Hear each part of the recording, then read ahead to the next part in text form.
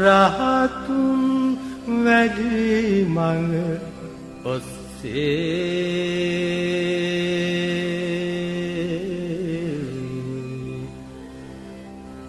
දම් පිපාසාවෙන් පෙළෙන අපට දම් ගඟුලෙන් දෝතක්ගත් යතිවරයෙකුගෙන් දම් පැන් පිටක් පන්සිල් මළුව නමෝ බුද්ධාය ඔබට තෙරුවන් සරණයි. මේ පින්බර ඉරිදා දවසේදී විවේකී දවසේදී අපි ඔබට ආරාධනා කරනවා එන්න සිරස FM පන්සිල් මළුවට. අපි කතා කරන්නේ අද වැදගත් කාරණයක් ගැන. බුදුරජාණන් වහන්සේ අපට මතක් කරනවා සත්වයා කර්මය සිය දායාද කොට උපදී කියලා. මිනිසුන්ට කරදර විපත් එනකොට ඒ හැම දෙයක්ම කර්මයට බාර කරනවා. ඒක හරිද? භයානක කර්මයක් පළදෙන විට පවා ඔබ පෙර භවයන් වල කරන ලද පුණ්‍ය ක්‍රියාවල පුණ්‍ය ශක්තිය අවදි කර ගැනීමෙන් ඒ දුක් කරදර තුනී කරගන්න පුළුවන්. ඒක කරන්නේ කොහොමද? අද දවස පුරාවට ඔබේ ජීවිතයට බලපාන දුක් කරදර කම්කටොළු හදිසි විපත් ආදී සියලු කාරණාවල කර්ම ශක්තිය කර්ම විපාක ඒහා බැඳී පවතින්නේ කොහොමද කියන කාරණය මහරහතුන් වැඩිමග ඔස්සේ ඔබට ධර්මයේ දේශනා කරන පූජ්‍ය රාජගිරියේ අරිය ඥානගරු ස්වාමින් වහන්සේ පැහැදිලි කර දේවි. මට අවසර දෙන්න ස්වාමින් වහන්සේ මේ ප්‍රශ්න ඔබ වහන්සේට ඉදිරිපත් කරන්න. මිනිස්සුන්ට කරදර විපත් ඇති කරන නියාමයන් දහමට අනුව කොහොමද අපි පැහැදිලි කරගන්නේ ස්වාමින් වහන්සේ? මෙහෙමයි නෝන බුදුරයන් වහන්සේ ওই නියාම ධර්මයන් ගැන දේශනා කරනකොට කර්ම නියාම, ධර්ම නියාම, බීජ නියාම, ඍතු නියාම කියලා නියාම ධර්මයන් දේශනා කරනවා. තේරෙනවද? මෙහෙම දේශනා කරලා ආයිමත් බුදුරජාණන් වහන්සේ එක්තරා සූත්‍රයකදී කියනවා මේ සත්වයා කර්මය දායාද කොට ඉපදී කියලා. සත්වයා කර්මය මගේ කොටගෙන ඉපදී කියලා. සත්වයා කර්මය ඥාතීත්වය කොටගෙන ඉපදී කියලා. එහෙමනම් දැන් මේ ප්‍රකාශයෙන් බුදුරජාණන් වහන්සේ අපිට දේශනා කරන්නේ මොකද්ද? සෑම දෙයක්ම නෝනා මේ කර්මය මුල් කරගෙන සිද්ධ වෙනවායි කියන කාරණයයි. එහෙම කියලා ආයිමත් බුදුරජාණන් වහන්සේ ධර්ම නියාම, බීජ නියාම, ඍතු නියාම කියලා නියාම ධර්මේනු දේශනා කරනවා. දැන් අපි කියමුකෝ කෙනෙක් කොළඹ ජීවත් වෙනවා. කොළඹ ජීවත් වෙලා එයාට හිතෙනවා මං මඩ කලපුවට නැත්තම් යාපනයට ගිහිල්ලා ජීවත් වෙනවා කියලා. කොළඹ තියෙනවා ඔක්කොම විකුණලා දාලා ඒ ශුෂ්ක ප්‍රදේශයට ගිහිල්ලා ජීවත් වෙනවා. එහෙම ජීවත් වෙනකොට නෝනා ඒ ප්‍රදේශයේ තියෙන ශුෂ්කභාවය නිසා, වියලිභාවය නිසා යා රෝගීභාවයට පත් වෙනවා. දැන් බරපතල විදිහට රෝගී වෙනවා. ඒතකොට රෝගී වෙනකොට කෙනෙකුට කියන්න පුළුවන් මේක ධර්ම නියාමයක් කියලා. මොකද ඒ ශුෂ්කභාවයට අදාළව එයාට රෝගීභාවයන් ඇති වුණා. එහෙම ධර්ම නියාමයක් කිව්වොත් ඒක හරිද? හරි. තව කෙනෙක් කියන්න පුළුවන් මේක ඍතු නියාමයක් කියලා. මොකද ඍතු වල තියෙන බලපෑම් නිසා ඒ උෂ්ණ දේශගුණය නිසා යාට අසනීපය සිද්ධ වුණා. ඒතකොට ඒක හරි. නමුත් නෝනා ඒ ධර්ම නියාම, ඍතු නියාම හරි වුණත් ඊටත් වඩා බලවත් දෙයක් මෙතන තියෙනවා. මොකක්ද ඒ බලවත් දෙය? එයාට කොළඹ අතහැරලා අර ශුෂ්ක ප්‍රදේශයට යන්න හිත දුන්නේ අකුසල් විපාකයක් කර්ම නියාමයක් නිසා. එන අතන මුල්ුණේ කර්ම නියාමයේ. නමුත් ඒ කර්ම නියාමයට අදාළව අතනදී ධර්ම නියාම, ඍතු නියාමන් බලපෑවා. නමුත් මුල් වෙන්නේ කර්මය කියලා බුදුරජාණන් වහන්සේ දේශනා කරනවා. දෙනවා දැන් සුනාමියක් එනවා කියන්නේ මොකද්ද? මහ පොළවේ තියෙනා වූ සතර මහා ධාතුව, මුහුද යට තියෙනා වූ සතර මහා ධාතුව මහ පොළව කිපෙනවා. තේන පඨවි ආපෝ තේජෝ වායෝ සතර මහා ධාතුව කිපෙනවා. ඒ සතර මහා ධාතුව කිපීම නිසා අර වායෝ ධාතුවෙන් ගහන්නා වූ රැළ පහර තමයි මුහුද දෙබාය කරගෙන මහ පොළොවට ගොඩබිමට ගලා එන්නේ. එනම් බලන්නේ සුනාමිය සකස් වුණේ කුමක් නිසාද? ධර්මතාවයක් නිසා. මේ මහා සාගරයේ සතර මහා ධාතුව කිපුණා.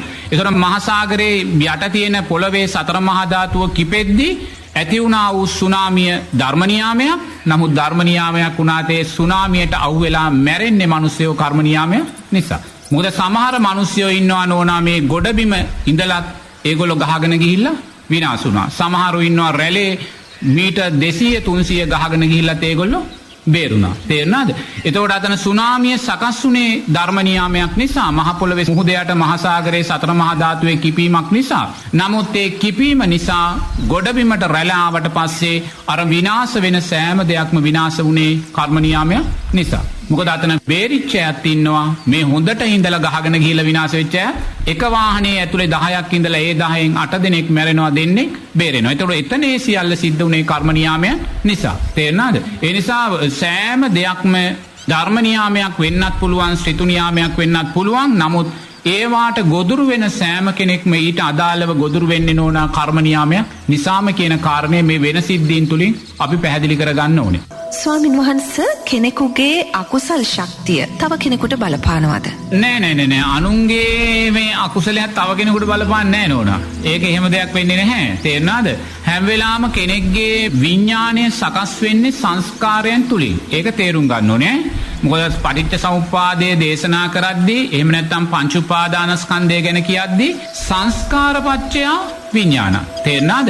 සංස්කාරයන්ට අදාළවයි කෙනෙක්ගේ විඥානය සකස් වෙන්නේ. ඒ නිසා කෙනෙක්ගේ දැනීම් විඥානය කියන්නේ විශේෂ වූ දැනීම්. ඒතකොට කෙනෙක්ගේ දැනීම් මෙහෙම නැත්නම් කෙනෙක්ගේ කැමැත්ත සකස් වෙන්නේ එයාගේ අතීත සංස්කාරයන්ට විපාක දෙන සංස්කාරයන්ට අදාළවයි. තේරුණාද? ඒ නිසා කෙනෙක් දැන් ගෙදර ඉන්නවා. නමුත් එයාට එක පාට හිත සකස් වෙනවා මම මුහුදට යන්න ඕනේ කියලා. තේරුණාද? නමුත් මුහුදට ගියද්දී අර රැළ ඇවිල්ලා සුනාමි ඇවිල්ලා එයා ගහගෙන විනාශ වෙනවා. එතකොට අර සිත සකස් වුනේ විඥානය සකස් වුනේ ඇයි?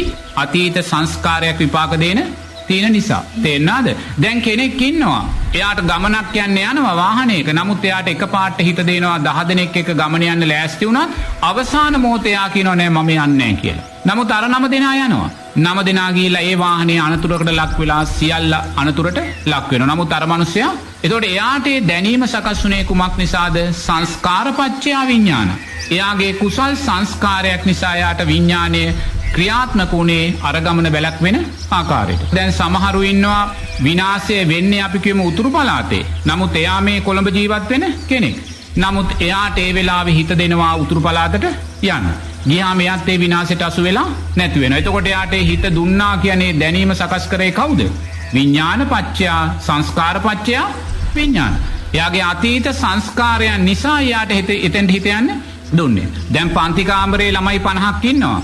ඒ ළමයි 50ගෙන් ටීචර් අහනවා ඔයා කවුරු වෙන්නද කැමති කියලා. එයා කියනවා මම වෛද්‍යවරයෙක් වෙන්න කැමතියි කියලා. අනිත් දරුවා කියනවා මම ඉංජිනේරුවරයෙක් වෙන්න කැමතියි කියලා. අනිත් කෙනා කියනවා මම ගුවන් නැවියෙක් වෙන්න කැමතියි කියලා. තව කෙනෙක් කියනවා මම ආරක්ෂක හමුදාවට යන්න. තව කෙනෙක් කියනවා මම ගොවියෙක් වෙන්න කැමතියි කියලා. එතකොට බලන්න මේ සෑම දරුවෙක්ගේ කැමැත්ත සකස් වුනේ කුමක් නිසාද? සංස්කාරපච්චය විඥාන. එයාගේ අතීතයේ කුසල් සංස්කාරයන්ට අදාළවයි එයාගේ දැනීම් සකස් වෙන්නේ. එනිසා ඒ සෑම කෙනෙක්ගේ දැනීම මේ ආකාරයට සකස් වෙන්නේ අතීතයේ රැස් කළා වූ කුසල් වලට අදාළවයි. දැන් ඔබතුමිය මාධ්‍ය ශාස්ත්‍රයට යොමුනේ ඇයි? ඔබතුමිය පිටිපස්සේ තිබ්බේ ඊට අදාළ සංස්කාර. තව කෙනෙක් වෛද්‍ය ශාස්ත්‍රයට යොමුනේ ඇයි? එයාගේ පිටිපස්සේ තිබ්බේ ඊට අදාළ සංස්කාර. දැන් දරුවෙක් ඉන්නවා. ඒ දරුවා දුප්පත් තැනක උප්පත්තිය ලබන්නේ. දුප්පත් තැනක උප්පත්තිය ලැබුවත් ඒ දරුවා පහේ ශිෂ්‍යත්ව විභාගයෙන් ලංකාවේ පළවෙනියා බවට පත් වෙනවා. එතකොට දැන් මොකද්ද වෙන්නේ? එයාට අධ්‍යාපනය ලබන්න කිසිම පහසුකමක් නැතුව අධ්‍යාපනය ලබන්න එයාට අවශ්‍ය දැනීම සකස් වෙන්නේ මම ඉගෙන ගන්නවා කියන දැනීම සකස් වෙන්නේ ඇයි? සංස්කාරපච්චය විඥාන.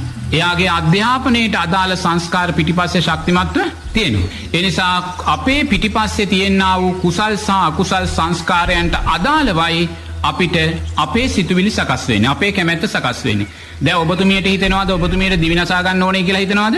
නැහැ. ඔබතුමියට හිතන්නේ ජීවත් වෙන්න කියලා. නමුත් ඔබතුමියට ජීවත් වෙන්න කියලා හිතෙන්නේ ඇයි? මැරෙන්න අදාළ සංස්කාර ඔබතුමියට නැහැ. ඒකට දිවි නසා ගන්න කියලා යාට හිත සකස් වෙන්නේ සංස්කාරපච්චය විඥානං අතීත අකුසල් සංස්කාරයේ ක්‍රියාවට එනකොට අන්න යාට හිතෙනවා දිවි නසා ගන්න ඕනේ කියලා. දැන් කෙනෙකුට අසනීපයක් හැදෙනවා. දැන් එක මහත්තයෙක් හිටියා යාට අසනීපයක් හැදුනා පපුවේ අමාරුවක්. නමුත් එයා කිව්වා නෑ මට බෙහෙත් ගන්න අවශ්‍ය නැහැ කියලා. මම පින් කරනවා මට බෙහෙත් ගන්න අවශ්‍ය නැහැ කියලා එයා බෙහෙත් ගත්තේ නැහැ. දෙවෙනි දවසෙත් පපුව රිදුනා එයා කිව්වා නෑ මට අවශ්‍ය නැහැ මම පින් කරනවා බෙහෙත් ගන්න අවශ්‍ය නැහැ කියලා. තුන්වෙනි දවසේ පපුව අමාරු හැදුනා රෝහලට ගෙනිච්චා මැරුණා. එතකොට ඇයි යාට බෙහෙත් ගන්න හිත සකස් වුනේ නැත්තේ?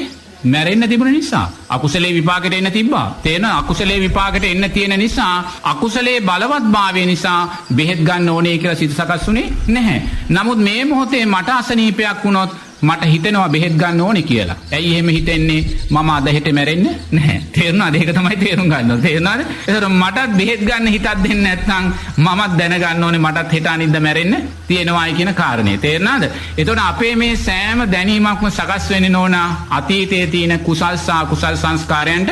දැන් එක මහත්තයෙක් කීයේ මෙතෙන්ට ඇවිල්ලා දොරට තට්ටු කළා. නමුත් දොරට තට්ටු කළාම මේ මහත්තයා බොහෝම බැගහැපත් හඬින් තමයි කතා කළේ. ඒ කියන්නේ දැන් බාගෙට අපි කියන්නේ බාගෙට මැරිලා කියලා.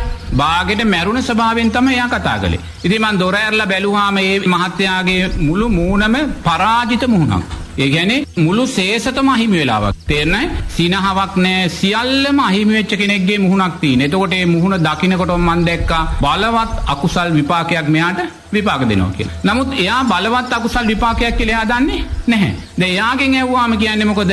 එයාට හැමදාම රැයට කවුද අයිනවලු? බඩට ඇඟට අයිනවලු. ඉතින් එයා අයින්නේ කවුද? එයා කියන්නේ අමනුෂ්‍යෙක් කියලා. දැන් ඕක අරගෙන දැන් මේ මිනිස්සයා දිගින් දිගටම හිතලා දැන් හොඳටම මලානික භාවයටම පත් වෙලා. එතකොට මං කිව්වේ මහත්තයෝ ඔයාට ඔය කවුරුත් අයින්නවා නෙමෙයි. ඔයාගේ අකුසලයක් ඔය විපාක දෙන්නේ. තේරෙනවද?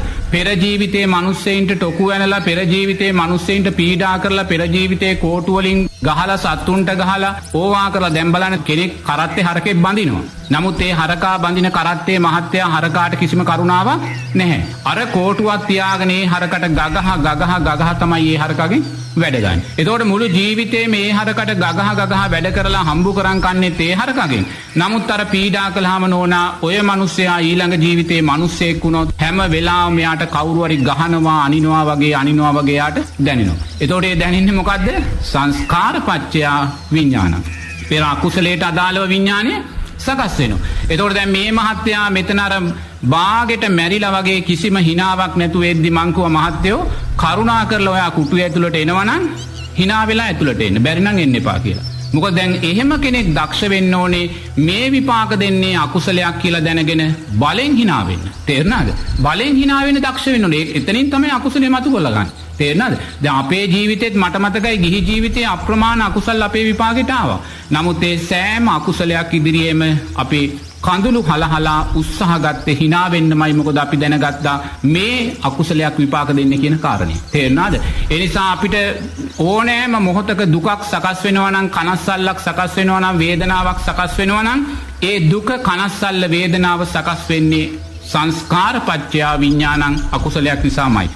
එනිසා ඕනෑම වෙලාවක එවැනි දුක්ඛිත අවස්ථාවක් සකස් වෙද්දී වේදනාත්මක අවස්ථාවක් සකස් වෙද්දී අහිමිවීමක් සකස් වෙද්දී මේක අකුසලයක් කියලා බලෙන් සතුටු වෙලා බලෙන් hina වෙන්න අපි දක්ෂ වෙන්න ඕනේ. එතනින් තමයි අපි අකුසලයටපත් කරන්නේ. එහෙම නැත්නම් දැන් මේ මහත්යාට මොකද්ද වෙන්නේ? එයාට හැම වෙලාවෙම ඇඟට අයිනවා කියලා දැනෙනවා. යන තැන කියන්නේ මේ ප්‍රේතේ කමුනුෂ්‍යයෙක් කියලා දැන් ඒකට යොමු වෙලා එයා දවසින් දවස රස්සාවක් නැති කරගෙන දැන් මානසික රෝගියෙක් වෙන්නයි යන්නේ. එහෙනම් බලන්න දැන් කුමක්ද මේ වෙන්නේ? සංස්කාරපච්චය විඥාන. සංස්කාරට අදාළව තමයි විඥානේ සකස් වෙන්නේ. දැන් එක නෝනා කෙනෙක් හිටියා. ඒ නෝනාට හැම වෙලාවෙම පේනවා එයාගේ පිටිපස්සෙන් කවුරු හරි එනවා කියලා. නමුත් මේ නෝනා හොඳ ව්‍යාපාරයක් කරන කෙනෙක්. නමුත් උදේ 8ට ව්‍යාපාරයට ගිහිල්ලා හවස 6ට ව්‍යාපාරේ වහලා ගෙදර එනකන් එයාට කිසිම ප්‍රශ්නයක් නැහැ. එයා හොඳට ව්‍යාපාරේ තනියම කරනවා. හොඳට ව්‍යාපාරික දැනුම තියෙන කාන්තාවක්. නමුත් හවස 6ට ගෙදර ආපු වෙලාවෙ ඉඳන් පහුවදා උදේ වැඩට යන වෙලාවෙ ඉඳන් එයාට මොකද්ද වෙන්නේ? එයාට තේරෙනවා හැම වෙලාවෙම එයාගේ පිටිපස්සෙන් කවුරු හරි එනවා කියලා. දැන් ඉතින් මේක වෙලා දැන් මේ මිනිස්සයා මානසික වැඩිලා ඔන්න යంత్ర මන්ත්‍ර තැනටයි ගුරුකන් තැනටයි ඔය හැම තැනටම දැන් ගිහිල්ලා. යන්න තියෙන හැම තැනටම ගියාම දැන් එක තැනක කියනවා මැරිච්ච තාත්තා එනවා කියලා, තව තැනක කියනවා මැරිච්ච අම්මා එනවා කියලා, තව තැනක කියනවා වෙන කේන්ති තරහෙන් මැරිච්ච කෙනෙක් එනවා කියලා. දැන් ඉතින් මේවා අතර දෝලණය වෙලා මේ මිනිස්සයා මානසික රෝගී බවට පත් වෙලා.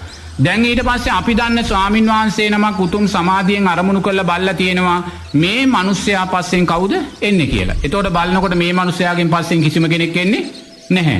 මොකක්ද මේ සිද්ධ වෙන්නේ? සංස්කාරපච්චය විඥානං. අතීත කළා වූ අකුසල් සංස්කාරයක් විපාකෙට ඒ විපාකෙට එද්දී එයාට දැනෙන්නේ එයාගේ පිටිපස්සෙන් කවුරු හරි එනවා කියලා. නමුත් එයාගේ පිටිපස්සේ කවුරුත් නැහැ. අර අකුසලයේ බලවත්භාවය නිසා එයාට නිරතුරුවම විඥානය සකස් වෙනවා, දැනීම් සකස් වෙනවා මගේ පිටිපස්සෙන් කවුරු හරි ඉන්නවා කියලා. ස්වාමින් වහන්සේ අමනුෂ්‍ය පියකින් පසු වෙච්ච එම වයස අවුරුදු 55ක් පමණ වුණු කාන්තාව කරන ලද අතීත අකුසලයේ කුමක්ද? මීට අවුරුදු 55කට ඉස්සෙල්ලා එයා මේ මනුස්ස සමාජෙම ජීවත් වෙච්ච කාන්තාවක්. ඒතකොට බලන්න මීට අවුරුදු 55කට ඉස්සෙල්ලා අපේ සමාජය මේ වගේ සංකීර්ණ සමාජයක් නෙමෙයි. මේ වගේ යාන වාහන, මේ වගේ සංකීර්ණ ගේ දොර ඉඩකඩම් මේවා තිබ්බේ නැහැ. එදා තිබ්බේ කුෂිකාර්මික සමාජය. ඒ කුෂිකාර්මික සමාජයේ එදා යානෝනා මීහරක් හැටි කරපු කාන්තාවක්. එයාගේ රැකියාව තමයි මීහරක් කුඹුරු වලට හාන්න දීලා ඒකෙන් තමයි ඒගොල්ලෝ ජීවත් වුනේ. මොකද එදා එයා ධනවත් කෙනෙක්. තේනද? ඉදා මීට අවුරුදු 55ක සමාජයේ මීහරක් 50ක් ඉඳගෙන ඕවා හාන කෙනා තමයි ධනවතා කියන්නේ. ට්‍රැක්ටර් තිබ්බේ නෑ නේද? නේද?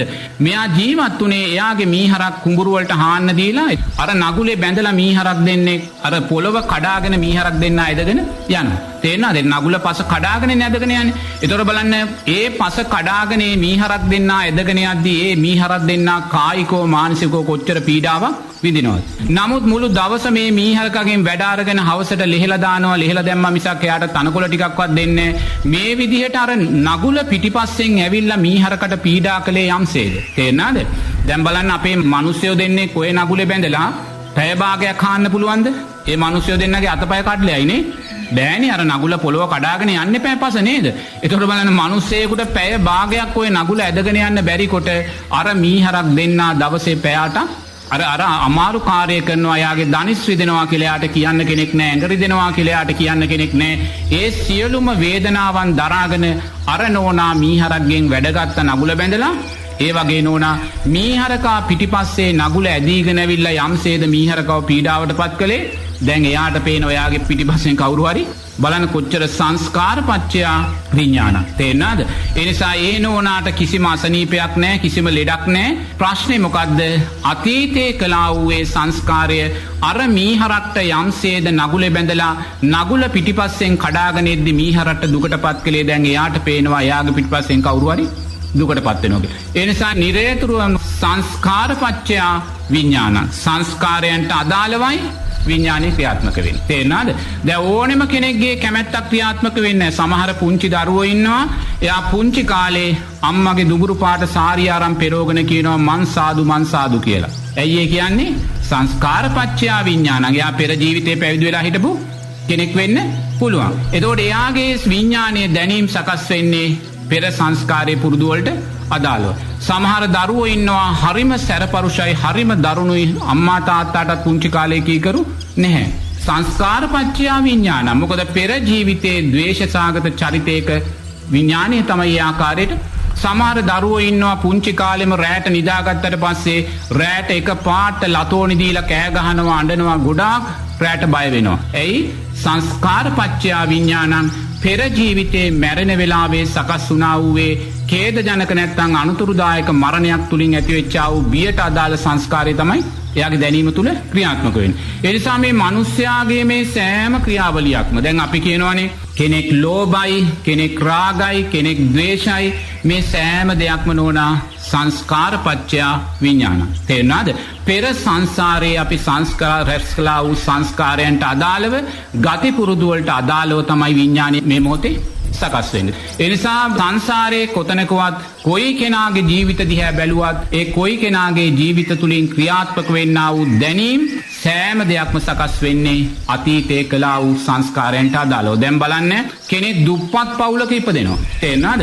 දුප්පත් පවුලක එයා ඉපදිලා එයා බොහෝම දුක්ඛිතව ජීවිතේ ගත කරනවා. ජීවිතේ ගත කරලා එයා ළමා කාලෙත් පහු කරලා එනකොට එයා පාසල් අධ්‍යාපනය ලබනකොට එයාට ඉස්කෝලේට යන්න හිත දෙන්නේ නැහැ. පාසල් යන්න හිත දෙන්නේ නැහැ. එයාට හිත දෙන්නේ මැණික් ගරන්න යන්න. නැත්තම් මැණික් සල්ලි වලට ගන්න යන්න. එහෙම නැත්තම් පේමන්ට් එකේ මොනවා හරි දාලා විකුණන්න. තේරෙනවද? මෙහෙම විකුණද්දී මෙහෙම මැණික් ගරද්දී ක්‍රමානුකූලව එයා දියුණු වෙලා නෝනා තරුණ වයසට මැදි වයසට එනකොට මහා කෝටිපති ධනවතෙක් වෙනවා. නමුත් ඉස්කෝලේ ගියේ නැහැ. ඒතර බලන්න පුංචි කාලේ යාට ඉස්කෝලේට යන්නේ නැතුව අර වගේ දෙයකට යොමු වෙන්නේ යාගේ හිත සකස් වුණේ කුමක් නිසාද? සංස්කාරපච්චයා විඥාන. මොකද යාගේ පිටිපස්සේ ශක්තිමත් සංස්කාර තිබුණා.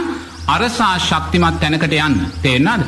ඒතකොට මේ ශක්තිමත් තැනට යන්න අවශ්‍ය විදිහට තමයි යාගේ දැනීම සකස් වුණේ. මැණික් ගරන්න යොමු කළේ, මැණික් විකුණන්න යොමු කළේ, පේමන්ට් එකේ වෙළඳාම් කරන්න යොමු කළේ ඇයි? අතීතයේ තිබ්බ සංස්කාර වලට විපාක දෙන්න. තේරෙනවද? දැන් එහෙම මොකද වෙන්නේ? අපි කියමු දැන් කෙනෙක් දුප්පත් තැනක ඉපදෙනවා. ඉපදිලා යා මේ වෙලාවේ කෝටිපති ප්‍රකෝටිපති කෙනෙක්. ඒතකොට දැන් මොකද්ද වෙන්නේ?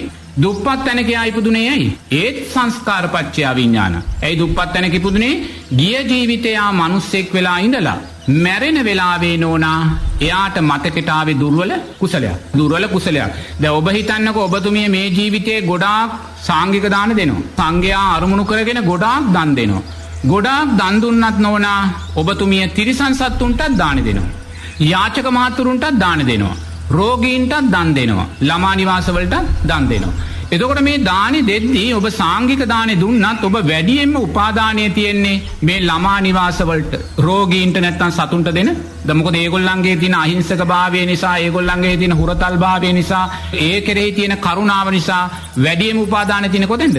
මේ දාන වලටයි තියෙන්නේ. අතෙන්ට උපාදානය යන්නේ මොකද මේගොල්ලන්ගේ තියෙනව අර අසරණ භාවය නිසා උපාදානයේ වැඩි කරුණාව ලෙන්ගතු භාවය වැඩි මේ දානවලට. එතකොට ඔබ මැරෙන වෙලාවේ සාංගික දාන ගොඩක් දුන්නත් ඔබට මතක් වෙන්නේ මෙතන දුන්න දානය. ඒ කියන්නේ යාචක මහත්තුරුන්ට නැත්තම් රෝගීන්ට ළමයි නිවාසයට දුන්න දානයක්. එතන මතක් වෙද්දී ඒ දුර්වල කුසලයට අදාළව දුප්පත් තැනකයි ඔබ ඉපදෙන්නේ. ඒ ශක්තිමත් කුසලයේ මතුනේ නැහැ. මොකද මෙතෙන්ට තියෙන කරුණාව නිසා මෙතනයි මතුනේ. තේරෙනවද? ඒතකොට දානයේ ආනිසංස පක්ෂය අතින් ඉහළම තියෙන්නේ කවුද? සංඝයාට දෙන දානෙ. නමුත් සාංගික දානෙ නෙමේ මතක් වුණේ මෙතෙන්ට දෙන දානෙ මතක් වුණේ. මීට අදාළව මේක ශක්තිමත් කුසලයක් වුණේ නෑ. ඒ ශක්තිමත් දුර්වල කුසලයට අදාළව ඔබ ගිහිල්ලා දුර්වල තැනක නැත්තම් දුප්පත් තැනක උප්පත්තිය ලැබුවා. නමුත් දැන් දුර්වල තැනක උප්පත්තිය ලැබුවේ ඇයි? උපාදාන පත්‍ය භව. මැරෙන වෙලාවේ ඔබට සකස් වුණේ දුර්වල කුසලයක්. තේරෙනවද? නමුත් ඔබට මැරෙන වෙලාවේ සාංගික දාන සීපත් වුණා නම් ඔබ කෝටිපති පවුලක ඉපදෙනවා. නමුත් අතන උපාදානය නිසා ඔබ ගිහිල්ලා ඉපදුනේ අතන. නමුත් දැන් ඉපදුනාට පස්සේ මොකද වෙන්නේ? පිටිපස්සේ ඔබේ කුසලයේ තියෙනවා. ඒතර කුසලයට හදන්නේ දැන් විපාක දෙන තැනට ඔබ අරන් යන්න. ඒතර විපාක තැන දෙන්න අරන් යනකොට ඔබට අධ්‍යාපනයේ පැත්තට හිත යොමු කරන්න දෙන්නේ නැහැ. ඔබට හිත යොමු යන්නේ මැණික් ගරන්න නැත්නම් වෙලදම් කරන්න නැත්නම් ව්‍යාපාරික ශේෂ්ත්‍රයට යන්න නැත්නම් මොකක් හරි දේශපාලනයට යන්න ඔය කොහාට හරි තමයි ඔබේ හිත යොමු කරන්නේ. ඔබේ හිත යොමු කරලා අවසානයේ ඔබ රටේ ශ්‍රේෂ්ඨම තැනක ධනවත් තැනටම ඔබ අරන් යනවා. ඒතකොට කවුද අරන් ගියේ? අතීතයේ කුසල් සංස්කාර. තේරෙනවද? මැරෙන වෙලාවේ අර දුර්වල කුසලයට අදාළ වතන ඉපදුනාට පස්සේ ආගේ විඥානයේ සකස් වෙන්නේ අර ශක්තිමත් කුසලයේ විපාක දෙන තැනට යාව අරගෙන යන. එන්න ඒ වගේ නෝනා නිරයතුරුවම එහෙමනම් අපි දකින්න ඕනේ දානයන්ගේ ශ්‍රේෂ්ඨම දානේ සංඝයා ආරමුණු කරගෙන දෙන දානයයි. ඒ නිසා හමු වෙන ඕනෑම ස්වාමින් වහන්සේ නමකට සංඝයා ආරමුණු කරගෙන දන් දෙන්න. ඒක තමයි ලෝකයේ තියෙන ශ්‍රේෂ්ඨම දානය, ආනිසංස පක්ෂයේ වැඩිම දානය. නමුත් අයින් පල්ලෙහා අපි දෙන්නා වූ දානයන්ගේ ආනිසංස පක්ෂය අඩුයි. තේරෙනවද? දැන් අපි කියමු යාචක මහත්තයෙකුට දානයක් දෙනවා, ළමා නිවාසයකට දානයක් දෙනවා, රෝගී මහත්තයෙකුට දානයක් දෙනවා, තිරිසන් සත්තුන්ට දානයක් දෙනවා. මේවායේ ආනිසංස තියෙනවා. තේරෙනවද? ආනිසංස නැත්තේ නැහැ. නමුත් ඒ යාචක මහත්තයා පන්සිල් සමාදන් වෙච්ච කෙනෙක් නම් පන්සිල් සමාදන් වෙච්ච කෙනෙකුට අදාළ කුසලයේ ලැබෙනවා. ඒ ළමා නිවාසයේ ඉන්න දරුවා පන්සිල් සමාදන් වෙච්ච දරුවෙක් නම් පන්සිල් සමාදන් වෙච්ච දරුවාට දෙන දානේ ආනිසංස ලැබෙනවා. ඒ රෝගී පුද්ගලයා අටසිල් සමාදන් වෙච්ච කෙනෙක් නම් ඒ අටසිල් සමාදන් වෙච්ච කෙනාට දෙන්නා වූ දානේ ලැබෙනවා. ඒ කිරියම්මා අටසිල් සමාදන් වෙච්ච කෙනෙක් නම් ඒ අටසිල් සමාදන් වෙච්ච කෙනාට අදාළ පින ලැබෙනවා. නමුත් නෝනා ඒ කිසිම සීලයක් සමාදන් නොවෙච්ච කෙනෙක් නම් ඒ අය ඒ දානේ ආනිසංස ඊටත් වඩා අඩුයි. තේරෙනවද? ඒ නිසා මොනම හේතුවක් නිසාවත් අපි දන් දෙද්දි දැනගන්න ඕනේ ශ්‍රේෂ්ඨම දානය මහා සංඝයා අරමුණු කරගෙන දානයයි. මහා සංඝයා අරමුණු කරගෙන දෙන දානය දන් දෙන්නේ කවුද? තෙරුවන් කෙරෙහි සද්ධාව සකස් කරගත්ත අය. තෙරුවන් කෙරෙහි සද්ධාව සකස් කරගත්ත අය මහා සංඝරත්නය අරමුණු කරගෙන දන් දුන්නත් කොයිම වෙලාවකවත් ඒ ළමා නිවාස වේවා, යාචක මහත්තුරුන් වේවා, රෝගීන් වේවා, තිරිසන් සතුන් වේවා ඒ දාන නොදී ඉන්න එපා. තේරෙනවද? මොකද එහෙම කවදාක්වත් බෞද්ධයෙක් ඒ දේ කරන්න යන්නේ නැහැ. ඒ නිසා සාංගික දන් දෙනවා වගේම නිරේතුරුව මේ සමාජයේ ළමා නිවාස වේවා, මහලු නිවාස වේවා, යාචක මහත්තුරු වේවා, රෝගීන් වේවා, තිරිසන් සතුන් වේවා ඒ සෑම කෙනෙකුටම දන් දෙන්න. ඒවත් ආනිසංස සහිතයි. නමුත් ඒවාට වඩා නෝනා ආනිසංස පක්ෂය බලවත් සාංගික දාන. ඒ නිසා කොයිම වෙලාවකවත් ඔබ යාචක මහත්තයෙකුට දන් දෙද්දී ළමා නිවාසයක දන් දෙද්දී ඔබ නිරේතුරුව දකින්න ඕනේ මේ යාචක මහත්තයා මට සංසාරේ අම්මා වෙලා කී වතාවක් ඉන්නේ නැද්ද කියලා. මේ යාචක මහත්තයා මට සංසාරේ තාත්තා වෙලා කී වතාවක් ඉන්නේ නැද්ද කියලා. මේ යාචක මහත්තයා මට දරුවෙක් වෙලා මුණුබුරෙක් වෙලා කොච්චරනම් කී වතාවක් සංසාරේ ඉන්නේ නැද්ද කියලා. ඒ වගේමයි මේ මොහොතේ මේ යාචක මහත්තයා සංසාරේ සක්‍රියා වෙලා කොච්චර ඉන්නේ නැද්ද, සක්විති රජුරුව වෙලා කොච්චර ඉන්නේ නැද්ද, මේ රටේ රජ වෙලා කොච්චර ඉන්නේ නැද්ද කියන කාරණේ දකිමින් තමයි අපි මේ යාචක මහත්තයාට. එතකොට මොකද වෙන්නේ? එක පැත්තකින් අපි සංසාර බය කියන කාරණේ, සංසාර ගැඹුර කියන කාරණේ දකිනවා. අනිත් පැත්තෙන් නිරේතුරුවම අපි දාණය දෙන්නේ විදර්ශනාමය නුවණකුත් සකස් කරගෙන. ස්වාමීන් වහන්ස කුසල් සංස්කාර අපිට පරිසම් දෙනකොට කෙනෙක් ජව සම්පන්නව ඉදිරියට යනවා. අකුසල් සංස්කාර ඉදිරිපත්ව අපි කෙරෙහි බලපානකොට සමහරු අනේ මේ මට උරුම දේ මේක තමයි මට වෙන්න තියෙන දේ කියලා අලසව හිටියොත් මොකක්ද ස්වාමීන් වහන්ස වෙන්නේ? ඇත්තටම ස්වාමීන් වහන්ස කුමක්ද විය යුත්තේ? දැන් සංස්කාරපච්චය විඥාන කියන ධර්මතාවයේදී අපි ඇත්ත වශයෙන්ම කුසල් සංස්කාරයේදී අපි ශක්තිමත් වෙනවා, බලවත් වෙනවා, තව තව ජව සම්පන්නව ඉදිරියට යනවා. එතකොට කෙනෙක් අහන්න පුළුවන් එන අකුසල් සංස්කාරයේදී ස්වාමීන් වහන්සේ අපි පරාජිතයෙක් වශයෙන් ඉන්න ඕනද කියලා. නමුත් බුදුරජාණන් වහන්සේ කොතනකවත් සංස්කාරයන්ට අකුසලයට යට වෙන්න කියලා අපිට කියන්නේ නැහැ. තේරෙනවද? අපි මේ සංස්කාර පච්චයා විඥානං කියන ධර්මතාවය ඔබට මතක් කළේ ඇයි මෙහෙම වෙන්නේ කියන කාරණේ හඳුනා ගන්න. තේරෙනවද?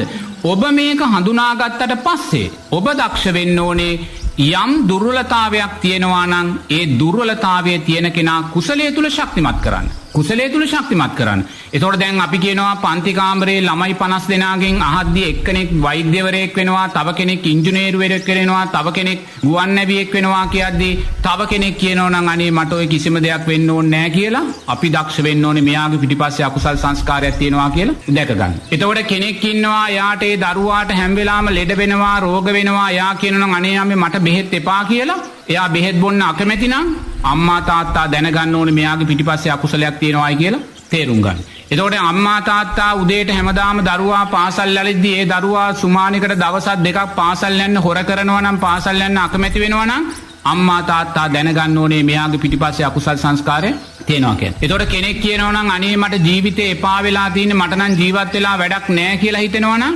දැනගන්න ඕනේ මෙයාගේ පිටිපස්සේ අකුසල් සංස්කාරය. මොකද මේ විඥානීය ක්‍රියාත්මක වෙන්නේ අකුසලේ විපාක දෙන්නයි කියලා. එහෙම දැනගත්ත මොහොතේ අන්න අපි කරන්න ඕනේ දරුවා වේ කෙනාව කුසලයේ තුල ශක්තිමත් කරන්න. දැන් අධ්‍යාපනයේ දුර්වල පැත්තට යද්දී අන්න අපි දැනගන්නවා මෙයාගේ කුසල් සංස්කාර හීනයි අධ්‍යාපනයට අදාළව අපි ඒ දරුවාට අවවාද කරනවා පුතේ අම්මා තාත්තාට කීකරු වෙන්න, ගුරුවරුන්ට කීකරු වෙන්න, දවස ගානේ බුද්ධ වන්දනාවක් කරන්න, පාසලේ අනිත් දරුවන්ට ඥාතීන්ට මෛත්‍රී වඩන්න කියලා අන්න පුහුණු කළාම සංස්කාරය යටපත් වෙලා අකුසලේ යටපත් වෙලා කුසලේ මතු කර ගන්නවා. තේරෙනවද? එතකොට කෙනෙක්ට නිරේතුරුව හිතෙනවා නම් මට ජීවිතේ වැඩක් නැහැ, ජීවිතේ එපා වෙලා තියෙන්නේ කියලා අන්න අපි දක්ෂ වෙන්න ඕනේ. ඒ දරුවාව නිරේතුරුව බෝධි පූජා, බෝධි වන්දනා වලට යොමු කරලා නිරේතුරුව මෛත්‍රී චිත්තයක් ඇති කරන තැනට ගෙනල්ලා එයාගේ අකුසලේ යටපත් කළ කුසලේ මතු කරගන්න. එතකොට එහෙනම් දැන් මේ තුලින් මේ සංස්කාර පච්චයා විඥානං කියන ධර්මතාවය මතු කරලා පෙන්නුවේ කුසල් සංස්කාරය නිසා එයාගේ ශක්තිය හඳුනා ගන්නවා වගේම අකුසල් සංස්කාරය නිසා ඇතිවෙන්නා වූ දුර්වලතාවය හඳුනගෙන අකුසලය කුසලය තුලින් යට කරන්න කියන කාරණේ මතු කරලා ගන්න. බුදුරජාණන් වහන්සේ කිසිම තැනක අපිට දේශනා කරන්නේ අකුසලයට කර්මයට යට වෙන්න කියලා. තේරෙනවද?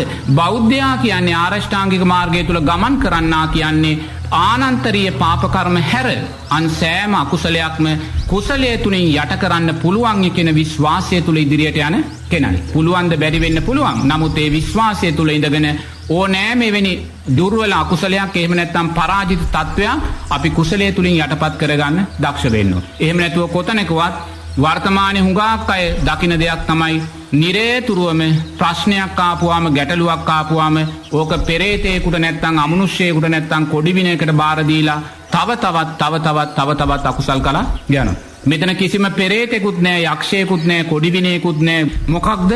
සංසාරේ කළා වූ අකුසලයක්. ඒ නිසා නිරේතුරුවම පීඩාවක් නිසා ඔබට නුරුස්සන ස්වභාවයක් ඇති වෙනවා නම්, කේන්ති යන ස්වභාවයක් ඇති වෙනවා නම්, පරාජිත ස්වභාවයක් ඇති වෙනවා නම් ඒක අකුසල් සංස්කාරයක් කියලා දකින්න. සංස්කාරයක් දැකලා බලෙන් හරි හිනා වෙන්න, බලෙන් හිනා වෙන්න. බලෙන් හිනා වෙන්න නැත්නම් කාට හරි කියලා කුචුකවලා හරි හිනස්ස ගන්න. මොකද එතනයි ඔබේ ආයුෂ වන්නේ සැපේ බලය වැඩිලා පින කියන කාරණේ මතු කරගන්න ඔබ දක්ෂ වෙන්න. දැන් එක්තරා අවස්ථාවක මේ අනුරුද්ධ මහරහතන් වහන්සේ උන්වහන්සේලාගේ මේ ගිහි නිවසේ දානයකට වඩිනවා. ඉතින් ගිහි නිවසේ දානයකට වඩිද්දී මේ අනුරුද්ධ මහරහතන් වහන්සේගේ ඥාතීන් ඔක්කොම මේ වෙලාවේ හිටියත් අනුරුද්ධ මහරහතන් වහන්සේගේ නැගණිය දානට සම්බන්ධ වෙන්නේ නැහැ. නමුත් ඉතින් ඒ වෙලාවේ අනුරුද්ධ මහරහතන් වහන්සේ අහනවා කෝ නැගණිය කියලා. එතකොට ඒ කියනවා මේ ඥාතීන් මේ නැගණියට මේ ශරීරේ මේ බලවත් කුෂ්ඨ රෝගයක් ඇවිල්ලා. ඒ කියන්නේ එළියට එන්න බෑ. ඒ කියන්නේ එළියට එන්න බෑ කියන්නේ ඒ කියන්නේ මූණේ අතපය වල පවා ඒ කුෂ්ඨය ඇවිල්ලා ඇති. අනුරුද්ධ මහරහතන් වහන්සේ කියනවා දිවසින් බලලා මේ නැගෙනිය පෙර ජීවිතේ කළා වූ බලවත් අකුසලයක්. මොකක්ද ඒ අකුසලය?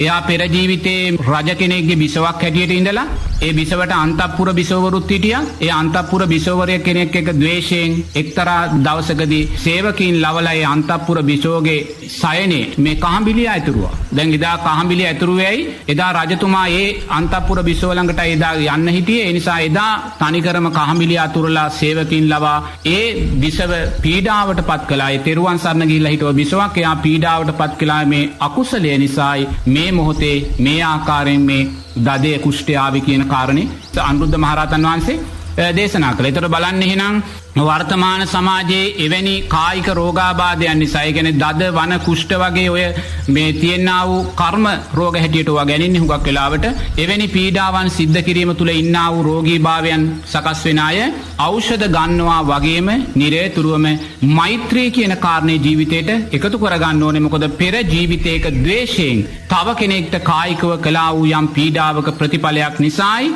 සංස්කාරපච්චයා විඥාන හැටියට මෙවැනි දේවල් ඇවිල්ලා එවැනි රෝගාබාධයන් තුලින් අපිව නිරේතුරුවම දුකට පත් වෙන්නේ. ඒ වෙලාවේ අනුරුද්ධ මහරහතන් වහන්සේ කියනවා නැගණිය ඔබේ තියෙන මුදල් වලින් ඒ කියන්නේ අනුන්ගෙන් මුදල් එක්කව කොල්ලා නෙමෙයි. අනුන්ගෙන් සල්ලි අරන් නෙමෙයි. ඔබේ තියෙන මුදල් වලින් ඔය තියෙන කනකර රත්තරන් බඩු ඔක්කොම ටික විකුණලා ඒ මුදලින් ඔබ සංඝයාට දානශාලාවක් හදලා පූජා කරන්න කියලා. අනුන්ගෙන් සල්ලි අරන් නෙමෙයි. තමා ළඟ තියෙන දෙයක් වෙද්දී සියලු දේ විකුණලා දානශාලාවක් හදලා දානශාලාව සංඝක් සතු කරලා පූජා කරන්න කියනවා. අනේ මේ දරුවා දානශාලාව හදලා රත්තරන් බඩු ටික ඔක්කොම විකුණලා දානශාලාව හදලා සාංගය කළා පූජා කළාට පස්සේ ඇයට තිබ්බා වූ ඒ කර්ම රෝගයේ දද කුෂ්ඨය සුව වෙලා යනවා. එතකොට එහෙමනම් අපි නිරේතුරුව දකින්න ඕනේ රෝගාබාධයක් නිසා වේවා කායික පීඩාවක් නිසා වේවා මානසික පීඩාවක් නිසා වේවා අපි සතුටක් ලබන්නේ සැපයක් ලබන්නේ සංස්කාරපච්චයා විඥාන කියන ධර්මතාවයේ නිසාමයි. ගරු ස්වාමින් වහන්සේ නේපාලයේ සිද්ධ වෙච්ච දරුණු භූමිකම්පාව ඒ වගේම ඊට දින කිහිපයකට කලින් සිද්ධ වෙච්ච සත්ව ඝාතනය මේ සියල්ල දහමට අනුව අපි කොහොමද ස්වාමින් වහන්සේ ගලපා ගන්නේ? මෙහෙමයි. දැන් ওই කාරණේ ධර්මානුකූලව කියද්දී එතන සිද්ධනා වූ භූමිකම්පාව කියන එකේ ශ්‍රිතු නියාම ධර්ම නියාම කියන කාරණා දෙකට දාන්න වෙනවා නෝනා. සත්ව ඝාතන සත්වයාග සිද්ධ වෙනවා. හරි. නමුත් ඒ හතින් බලනකොට ඔය බටහිර රටවල් වල හරක් මස් කන්න කියලා නෝනා දවසට සත්තු කී ලක්ෂයක් මරනවාද? කුකුල්ලු කී ලක්ෂයක් මරනවද නේද? එනයිති ඔය සෑම රටකම සෑම මොහොතකම භූමිකම්පාවක් වෙන්න එපා නේද? ඒතකොට අපි ධර්මයේ ගලපද්දි බොහොම පරිස්සමෙන් ගලපන්න වෙනවා. මොකද අපේ රටේ දවසට කුකුල්ලු කී දහහක් මැරෙනවද?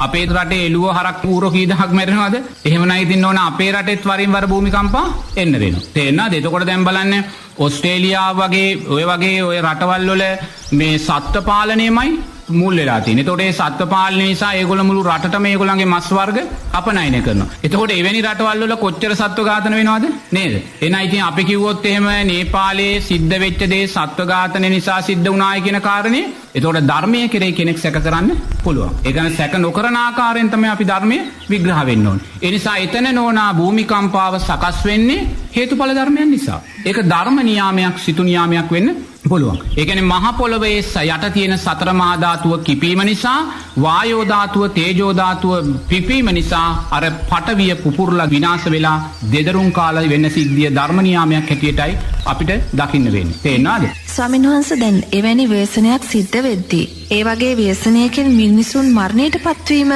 කුමන නියාමයක් හැටියටද පැහැදිලි කරගන්න පුළුවන්? එතකොට ඒ ධර්ම නියාමයක් තුල ඒක සිද්ධ වෙද්දී මිනිස්සු මැරෙන්නේ කර්ම නියාමයක් නිසා. දැන් අර එක මහත්තයෙක් ඇවිල්ලා කිව්වා ඒගොල්ලන්ගේ දරුවෝ ටික මොකක් හරි ක්‍රීඩා තරඟයට එදා එහෙ හිටියේ කියලා. නමුත් ඒගොල්ලන්ට පේනවා අල්ලපු ගොඩනැගිලි කඩාගෙන වැටෙනවා. නමුත් ඒගොල්ලන්ගේ ගොඩනැගිල්ල කඩාගෙන වැටුනේ නැහැ. එතකොට එහෙනම් බලන්න ධර්ම නියාමයක් නිසායි මේක සිද්ධ වෙන්නේ. ධර්ම නියාමයක් සිද්ධ වුණෙත් කුමක් නිසාද? ශ්‍රිතු නියාමයක් නිසා. ඒගොල්ලෝ පරිසර විනාශ කරලා ඔයනි හේතුන් නිසා තමයි ඕවා සිද්ධ වෙන්නේ. ඒ නිසා මේවා සිද්ධ වුණාට පස්සේ මේවාට අහු වෙලා මිය යන්නේ නෝනා කර්ම විපාකයක් නිසා. එහෙම තමයි ධර්මානුකූලව ගලපන්නේ. තේරෙනවද?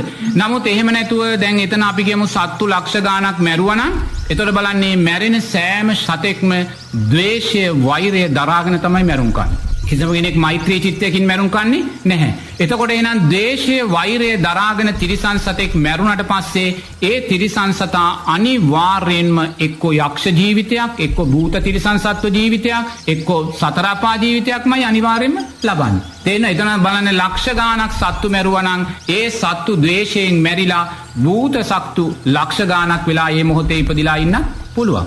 මේ අමනුෂ්‍ය කොටස් වල බලපෑමුත් මේවාට හේතු වෙන්න පුළුවන්. එතකොට මේවා නිසා ඒ පීඩාවට පත්වෙන මනුස්සයින්ට, ඒවා නිසා ඔය දුක් වෙන මනුස්සයින්ට ඒ අමනුෂ්‍යයන්ගේ පීඩාත් ඉන්පස්සේ එල්ල වෙන්න පුළුවන්. මොකද අනිවාර්යෙන්ම මේ සත්තු මැරිලා කවදාකවත් මනුස්සයෝ දෙවියෝ වෙන්නේ නැහැ.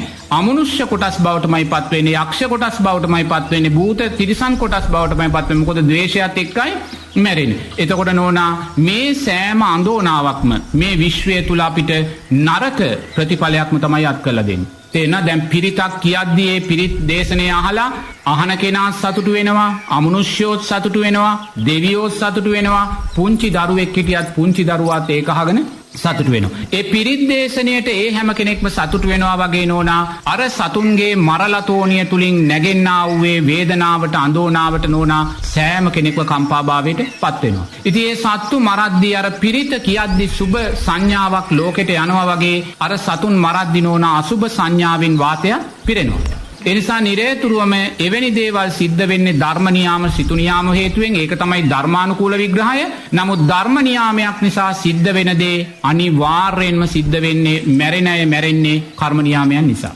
නමුත් ධර්ම නියාමයන් තුලත් ඒවා සිද්ධ වෙන්නේ, සිතු නියාමයන් තුලත් ඒවා සිද්ධ වෙන්නේ නෝනා අපි දකින්න ඕනේ මිනිස්යාගේම වරදින් කියලා. එතකොට මිනිස්සයා ගස් කොළන් කපන්න වැලි ටික ගොඩ දාන්න තියෙන පරිසරය විනාශ කරන්න මේ සෑම මොහොතකම මොකද්ද මිනිස්සයා තුලින් සිද්ධ වෙන්නේ? අකුසලයක්. බුදුරජාණන් වහන්සේ කියනවා යමෙක් කෙත්වතු වවනවා නම්, උයන් වතු වවනවා නම්, පරිසරය සුද්ධ කරනවා නම්, එලිවේලි කපනවා නම්, එළවේලි සුද්ධ කරනවා නම්, ගංගා හදනවා නම් මේවා නෝනා සක්‍රියා වෙන්න අවශ්‍ය කුසල් සංස්කාර කියලා. එහෙනම් බලන්න ගස් කොළන් කපනවා නම්, වැලි ගොඩ දානවා නම්, පරිසරය විනාශ කරනවා නම් එහෙනම් ඒවා මොනවට අදාළ අකුසල් සංස්කාරද? සතර අපායට අදාළම අකුසල් සංස්කාර. එතකොට මිනිස්සයා මේ කරන්නා වූ පාරිසරික විපාකයන් නිසාමයි, වැරදි නිසාමයි ධර්ම නියාමයන් සිතු නියාමයන් හිටිට මේවා මතුවෙලා එන්නේ. එහෙනම් දැන් ධර්ම නියාමයන් සිතු නියාමයන් මතුවෙන්නත් හේතුව මොකද්ද? මිනිස්සයාගේ අකුසල් විපාකම තමයි. ඒ රටවල් වල භූමිකම්පා ගැන කතා කරනවා වගේම නෝනා අනාගතේ අපිටත් කතා කරන්න වෙයි. මොකද මිනිස්සයා ඒ තරම් පාරිසරික විනාශයන් සිද්ධ කරනවා. ඒ පාරිසරික විනාශයන් සිද්ධ කරන මොහොතක් පාසා මිනිස්සයා බලවත් අකුසල් සිද්ධ කරගන්නවා. එතකොට මේ බලවත් අකුසල් සිද්ධ කරගනිද්දී ඒ බලවත් අකුසල් වල විපාකය ලං වෙනකොට මොකද වෙන්නේ? මේවැනි මහා දරුණු විනාශ ඇවිල්ලා ඒ විපාක වලට ලක් වෙන මිනිස්සයෝම විනාශ වෙලා යනවා. දැන් කාන්තාරයක් ගන්නකො දැන් මිනිස්සෙක් ඇයි ගිහිලා සෞදි අරාබියේ ඉපදෙන්නේ? ඒ පෙර ජීවිතේ ඒ කාෂ්ඨක අවකාෂ්ඨකේ දුක් විඳින ස්වභාවයට කාන්තාරවල මිනිස්සු ඉපදෙන්නේ නෝනා පෙර ජීවිතේ ඒගොල්ලෝ පරිසරේ විනාශ කළා. අද අපේ රටේ කොච්චර ශුෂ්ක ප්‍රදේශද, වියලි ප්‍රදේශවල මහා අවකාෂ්ඨකේ මිනිස්සු ඉපදිලා දුක් විඳිනවා. නමුත් ඒගොල්ලන්ට ඒ අවුව සතපහකටවත් ප්‍රශ්නයක් නැහැ. නමුත් අපිට විනාඩි 5ක් එතන ඉන්න බැහැ. ඇයි ඒගොල්ලෝ ඒ කාෂ්ඨක ජීවිතේ සතුටෙන් ගන්නෙ? පෙර ජීවිතේ අප්‍රමාණ වූ වන විනාශයන් සිද්ධ කළා. තේරෙනවද? සමහරු ඉන්නවා මුළු ජීවිත කාලෙම වතුර නැහැ, වතුර හොයන්න කලගෙඩියක් අරන් 70ක්ම ගාණක් යනවා. ඇයි ඒ? පෙර ජීවිතේ ඔය ඇලවේලි වැලි ගොඩ දාලා ඕවා ගොඩ දාලා මේවා විනාශ කළා. එතකොට මේවයි මේ ඵලය තමයි නෝන මේ ලබන්නේ. තේරෙනවද?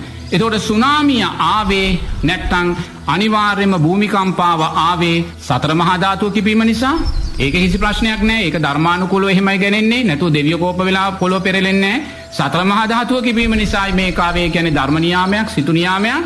ඒකට අහු වෙලා මැරෙන්නේ අර සිතු නියාම ධර්ම නියාමයක් බවට පත් වෙන්න හේතු සාධක සකස් කරලා පරිසරය විනාශ කරලා අකුසල් කරපු මිනිස්සුමයි. එහෙම තමයි ඒව ගලප ගන්න වෙන්නේ. එහෙම නැතුව අපි කෙලින්ම කිව්වොත් එහෙම මේක මේ දෙවියෝ කෝප වෙලා කියලා ධර්මයේ ප්‍රතික්ෂේප වෙනවා එතනින්. ධර්මයට ඒක අපි කරන ගෞරවයක්. ස්වාමීන් වහන්සේ දැන් එවැනි ව්‍යසන අවස්ථාවකදී යහපත කරන මිනිසුන් හොඳ මිනිසුන්ව සම්‍යක් දෘෂ්ටික දෙවියන් විසින් බේර ගන්නවද, ආරක්ෂා කරනවද? මෙහෙමයි නෝනා. එතනදිත් ඒ සම්‍යක් දෘෂ්ටික දෙවියෝ බේර ගන්නවා කියන කාරණයක් නෙමෙයි අපි දකින්න ඕනේ. සංස්කාරපච්චය විඥානං කියන කාරණේ. තේරෙනවද? දෙවියෝ කියන කාරණේ මේ සංස්කාරපච්චය විඥානං. එතකොට දැන් ඔබතුමිය ඇහුවේ හොඳ අය දෙවියන් බේර ගන්නවද කියලා. එතකොට හොඳ අය කියන්නේ කවුද? කුසල් සංස්කාර. තේන්න කුසල් සංස්කාර එතකොට යා බේරුනේ දෙවියා නිසා නෙමෙයි කුසල් සංස්කාර. තේන්න එතනයි දකින්න ඕන. කුසල් සංස්කාර හොඳ කෙනා කියලා ඔබ කියලා කිව්වේ කුසල් සංස්කාර එතකොට යා බේරුණා නම් බේරුනේ දෙවියා නිසා නෙමෙයි කුසල් සංස්කාර. ස්වාමීන් වහන්සේ පරිසර විනාශයන් සඳහා නැත්නම් විවිධ ව්‍යසන සඳහා නොපෙනෙන අමනුෂ්‍ය බලවේගවල බලපෑම් තියනවාද? මෙහෙමයි අමනුෂ්‍ය බලපෑම් වලින් වෙනවායි කියලා නෝනා අපිට කියන්න බෑ එකපාරට. මොකද නමුත් මුලින්ම ශ්‍රිතු නියාමයන් ධර්ම නියාමයන් තුලින් මේ වෙන්නා වූ විනාශය මම දැන් මුලින්ම කිව්වා මිනිස්සයා කරන්නා වූ අකුසල් නිසායි වෙන්නේ කියලා.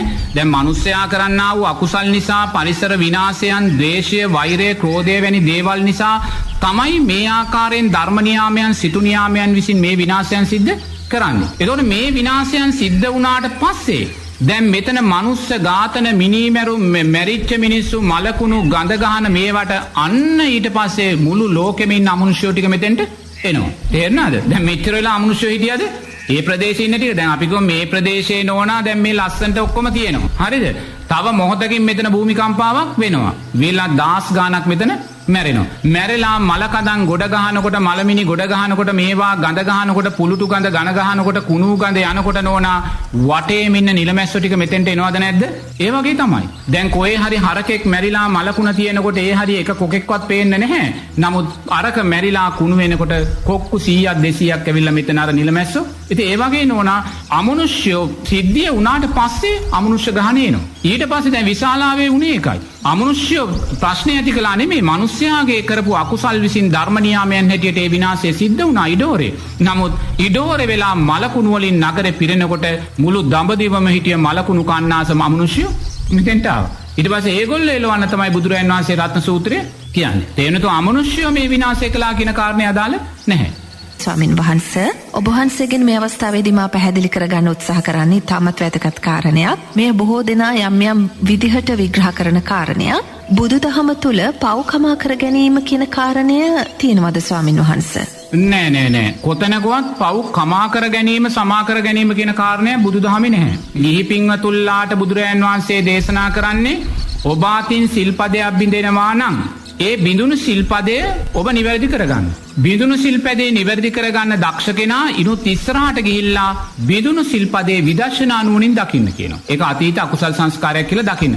නමුත් බිඳුණු සිල්පදේ නිවැරදි කරගත්තා කියලාවත් බිඳුණු සිල්පදේ විදර්ශනා නුවණින් දැක්කා කියලාවත් බිඳුණු සිල්පදේට අදාළ අකුසලයෙන් අපිට බේරෙන්න බෑ. ඒක හොඳට තේරුම් ගන්න ඕනේ. බිඳෙන සිල්පදේ නිවැරදි කරගෙන අපිට නිවැරදි වෙලා ඉස්සරහට යන්න පුළුවන්. බිඳෙන සිල්පදේ විදර්ශනා නුවණින් දැකලා අපිට නිවැරදි වෙන්න පුළුවන්. නමුත් බිඳුණු සිල්පදේට අදාළව විපාකයේ අනිවාර්යයෙන්ම අපිට සිද්ධ වෙනවා. නමුත් එතනදී අපි විපාකයට නෙමෙයි බය වෙන්න ඕනේ. ඒ විපාකයේ තුලින් අපි අවබෝධය මතු කරගන්නයි අපි දක්ෂ වෙන්න ඕනේ. ඒතර අවබෝධය මතු කරගත්තා කියන්නේ මොකද්ද? බිඳුණු සිල්පදේ අපි විදර්ශනා නුවණින් දකිනවා. එතකොට මේ විදර්ශනා නුවණ සකස් කරගත්ත කෙනා කවදාක්වත් අකුසලයේ කියන කාරණයට කුසලයේ කියන කාරණයට ඇලෙන්න ගැටෙන්න යන්නේ නැහැ. ඒ නිසා නිරේතුරුවම ගිහි පින්වතුන්ලා දක්ෂ වෙන්න ඕනේ. අපේ අතින් සිල්පද බිඳීමක්, ලෝභ ද්වේෂ මෝහයක් සිද්ධ වෙලා තියෙනවා නම් අපි වහා නිවැරදි වෙනවා. නිවැරදි වෙච්ච තැනදී ඉන් ඉස්සරහට අපේ අතින් වැරදි සිද්ධ වෙන්නේ නැහැ. නමුත් විඳිනා වූ සිල්පදයට විදුනා වූ අකුසල් කුසල් මූලයට අදාළව අකුසලයේ අනිවාර්යයෙන්ම අපිට විඳින්න සිද්ධ වෙනවා. ඒ වගේම අපේ ස්වාමින් වහන්සේලාට නෝනා අපේ උපසම්පදා භික්ෂූන් වහන්සේලාට බුදුරජාන් වහන්සේ විනය කාරණා 227ක් දේශනා කරනවා. ඒක උපසම්පදා භික්ෂූන්ට අදාළ දෙයක්. ඒ විනය කාරණා 227න් සතර පරාජිකාවන්ට අදාළ කාරණා 4 කිසිම විනය කර්මකින් කිසිම ඇවැද්දසීමකින් පිළිසුදු වෙන්නේ නැහැ. තේරෙනවද? සතර පරාජිකාවන් 4ට පත් වුණොත් අනිවාර්යයෙන්ම උපසම්පදාවත් භික්ෂූත්වයත් ඒ ස්වාමීන් වහන්සේට අහිමි වෙනවා. නමුත් සංඝාදිශේෂ කියන අකුසල් සිද්ධ වුණොත්, අනියත කියන අකුසල් සිද්ධ වුණොත් අනිවාර්යයෙන් මේක අපි විනය කර්මයක් සිදු කරලා පිළිසිදු වෙන්න ඕනේ. විනය කර්මකින් තොරව පිළිසිදු වීමක් නැහැ. ඉන් මෙහා තියෙනා වූ ඇවැත් අනිවාර්යයෙන්ම අපිට හවසට නැත්තං ඕන වෙලාවක තවත් උපසම්පදා භික්ෂූන් වහන්සේ සමග ඇවැත් දෙසලා පිළිසිදු වෙන්න පුළුවන්. දැන් අපි කියමු යම් ස්වාමින් වහන්සේ කෙනෙක් දවල් 12න් පස්සේ ආහාරයක් ගත්තා කියලා. එතකොට ආහාරයක් ගත්තහම සිල්පදයක් බිඳුණා. එතකොට උන්වහන්සේට පුළුවන් තවත් උපසම්පදා භික්ෂුන් වහන්සේ ළඟට ගිහිල්ලා මගේ අතින් මේ සිල්පදේ බිඳුණා. ඒ නිසා මට ඇවැත් දෙසලා පිරිසිදු වෙන්න ඕනේ කියලා ඇවත දිසාගෙන පිරිසිදු වෙන්න පුළුවන්. ස්වාමින් වහන්සේ කෙනෙක් අතින් බොරුවක් කියවුණා කියලා නැත්නම් මුදලක් පරිහරණය වුණා කියලා එහෙම වුණාම තව උපසම්පදා භික්ෂුන් වහන්සේ ළඟට ගිහිල්ලා මට මේ වැරද සිද්ධ වුණා කියලා යාට ආරෝචනය කරලා ඒ ඇවතෙන් පිරිසිදු වෙන්න පුළුවන්. තේරෙනවද? නමුත් ඒ ඇවතෙන් පිරිසිදුනා කියලා වෙච්ච වැරද්දට අදාළව අකුසලෙන් නිදහස් වෙන්නේ නැහැ. ඒක තේරුම් ගන්න ඕනේ. දැන් වර්තමාන සමාජයේ දැන් එක ප්‍රවණතාවයක් මතුවලා එනවා. ඇවැත් දෙසමින් වැරදි කරනවා. ඒක ධර්මයට අදාළ දෙයක් නෙමෙයි. තේරෙනවද? හැමදාම රැයට ආහාර වළඳලා හැමදාම මං ඇවැත් දෙසනවා කියන කාරණේ ධර්මයට අදාළ දෙයක් නෙමෙයි. ඇවැත් දෙසුවත් අදාළ අකුසලය අනිවාර්යයෙන්ම විපාකයට එනවා. බුදුරජාණන් වහන්සේ විනය පනවලා බුදුරජාණන් වහන්සේ මේ ඇවැත් දේශනා කිරීම අපිට දේශනා කරන්නේ වැරද්දක් වුණා නම් නිවැරදි වෙන්න මිසක් වැරදි කර නිවැරදි වෙන්න කියන තැනට එන්න නෙමෙයි. වැරද්දක් වුණා නම් හරි දැන් වැරද්දක් වුණා එහෙමනම් දැන් නිවැරදි වෙන්න නිවැරදි වෙන්නේ නැවත වැරදි කරන්නේ නැහැ කියන තැනට එන්න. එහෙම නැතුව දවස ගානේ වැරදි කර ඇවැත් දේශන තැනට යන්න කියලා බුදුරජාණන් වහන්සේ එහෙම ධර්මයක් අපිට කියලා නැහැ. ඒ නිසා අපි ඇවැත් දෙසලා යමක් පිරිසිදු වුණත් අනිවාර්යෙන්ම කළා වූ අකුසලයේ අපිට විපාකෙට එනවා. මොකද අපි ගිහි පින්වතුල්ලා උපයා සපයා ගන්න දේ හම්බු කරන දේ අග්‍රම දේ ශ්‍රේෂ්ඨම දේ උතුම්ම දේ ලබන්නා වූ පිරිසක්. සමහර ගිහි පින්වතුල්ලා ඉන්නවා ඒගොල්ලෝ කන්නේ නැතුවයි අපිට ගෙනල්ලා දන් දෙන්නේ. ඒගොල්ලෝ අඳින්නේ නැතුවයි චීවරේ අටපිරිකර ගෙනල්ලා අපිට පූජා කරන. අද අටපිරිකර පූජා කරනවා කියන්නේ සුමානක පඩිය ඕනේ අටපිරිකරක් ගන්න. එතකොට ඒසා දේවල් අග්‍රදේ ශ්‍රේෂ්ඨ දේ මේ අපහසු දේ අපිට ගෙනල්ලා පූජා කරද්දී එහෙනම් දකින්න ඕනේ අපි වැරදි කර නිවැරදි වෙනවා නිවැරදි වෙවි වැරදි කරනවා කියන තැනට යන්න බැහැ. මොකද අනිවාර්යෙන්ම ඇවැත් දෙසීමෙන් පිරිසිදු වෙනවා. හරි. නමුත් ඇවැත් දෙසීම බුදුරජාණන් වහන්සේ දේශනා කරන්නේ නැවත වැරදි නොකරන තත්වයට ඉස්සරහට යන්න මිසක් වැරදි කර නිවැරදි වෙනවා කියන කාරණයට නෙමෙයි. ඒ නිසා නිරේතුරුවම ඇවැත් දෙසුවත් කළා වූ අකුසලයේ විපාකෙට එනවා. නමුත් නිරේතුරුවම දක්ෂ වෙන්න ඕනේ අපි ඇවැත් දෙසලා පිරිසිදු වෙලා මෙවැනි අකුසල් පුළුවන් තාක්කල් අඩු කරගන්න. මොකද තේරෙනවද? මොකද ශාසනයත් පවතින්න එපා නේද? ශාසනය පවතින්න ඕනේ. ඒ නිසා ශාසනය පවතින තැනදී බුදුරජාන් වහන්සේ ධර්මයක් දේශනා කරනවා. අග්නිස්කන්ධ සූත්‍රය දේශනා කළාට පස්සේ බුදුරජාන් වහන්සේ කියනවා යමෙක් දුස්සීලව පිණ්ඩපාතයක් වැළඳුවොත් බත් කටක් වැළඳුවොත් ඒ බත් කට ඔබ වළඳන්නේ ගින්දරක් යෝධියක් කියලා.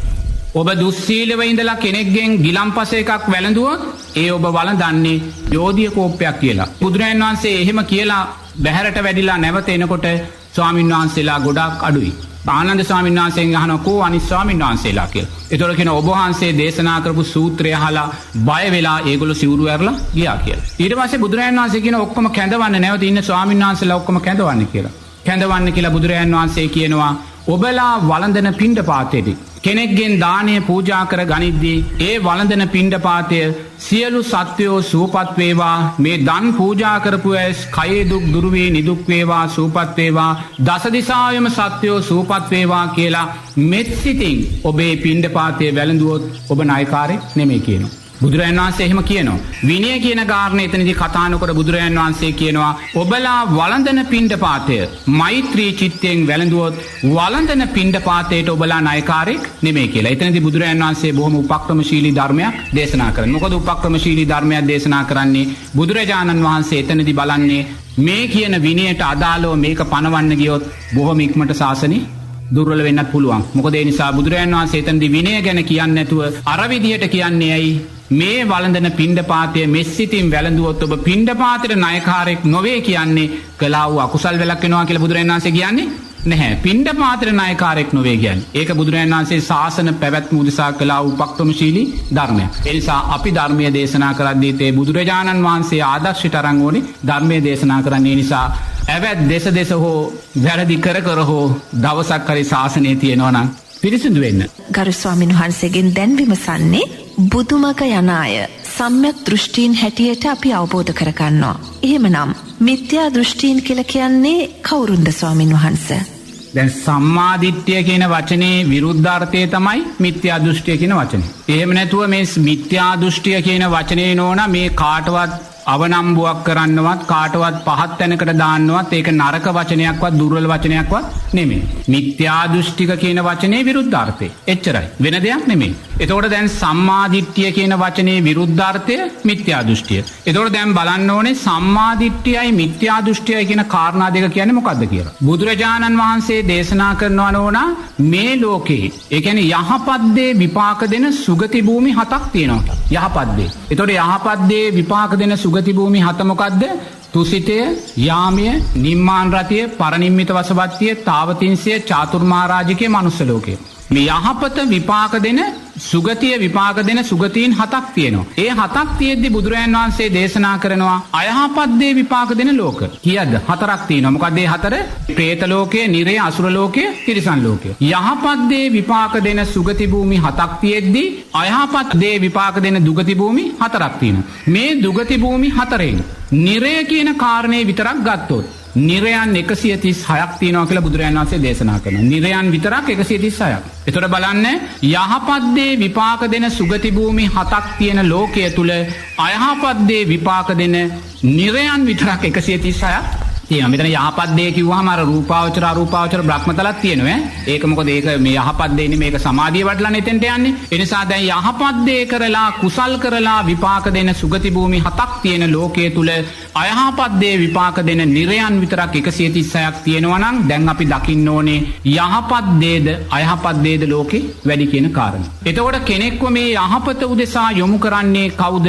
මේ උතුම් සම්මාදිට්ඨියමයි. මේ ලෝකේ යම් බ්‍රහ්මතලයක දිව්‍ය තලයක මේ මනුස්ස ලෝකයේ තුල සම්මා දිට්ඨියට පත්වෙච්ච මිනිස්සෙක් ඉන්නවා නම් සම්මා දිට්ඨියට පත්වෙච්ච මිනිස්සෙක් කියන්නේ සම්මා දිට්ඨියට අදාළ ගුණයන්ගෙන් පරිපූර්ණ කෙනෙක් ඉන්නවා නම් ඒ කෙනා අනිවාර්යෙන්ම පෙර ජීවිතේ සම්මා දිට්ඨියට අදාළ ධර්මයන් පුහුණු කරපු කෙනෙක්. එතකොට සම්මා දිට්ඨිය කියලා කියන්නේ නෝනා පළවෙනි කාරණය තෙරුවන් කෙරෙහි සද්ධාව. දෙක කර්මය කර්මඵල විශ්වාසය.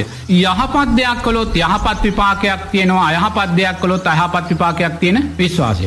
තුන මැරිලා පටිච්ච සමුප්පන්නව උපතක් තියෙනවායි කියන විශ්වාසය. 4 දන් දුන්නොත් සිල් රැක්කොත් ආනිසංස තියෙනවා කියන විශ්වාසය. 5 අම්මා තාත්තාගේ ගුණයන් තියෙනවා කියන විශ්වාසය. 6 ඕපපාතික සත්වයින් උපදිනවායි කියන විශ්වාසය.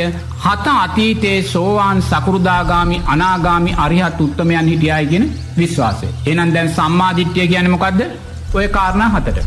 දැන් අපි ඇහුවොත් ක්‍රිස්තියානි මහත්තයෙක්ගෙන් මුස්ලිම් මහත්තයෙක්ගෙන් හින්දු මහත්තයෙක්ගෙන් ඒ මහත්තුරු කියන්නේ ඒගොල්ලෝ සම්මා දිට්ඨියට පත් වෙලා අපි මිත්‍යා දෘෂ්ටිකයි කියලා. තේරෙනවද? නමුත් එතන කිසිම වැරැද්දක් නැහැ. මොකද ඒ වැරැද්දක් නැත්තේ ඒ මහත්තුරුන්ගේ දහම අනුව ඒගොල්ලෝ දකින්නේ ඒ මතය තුල ඉඳගෙන. තේරෙනවද? එතකොට ඒක අපිට කොතනකවත් වැරැද්දක් නැහැ. අපිට ඒක විවේචනය කළ යුතු කාරණේකුත් නෙමෙයි.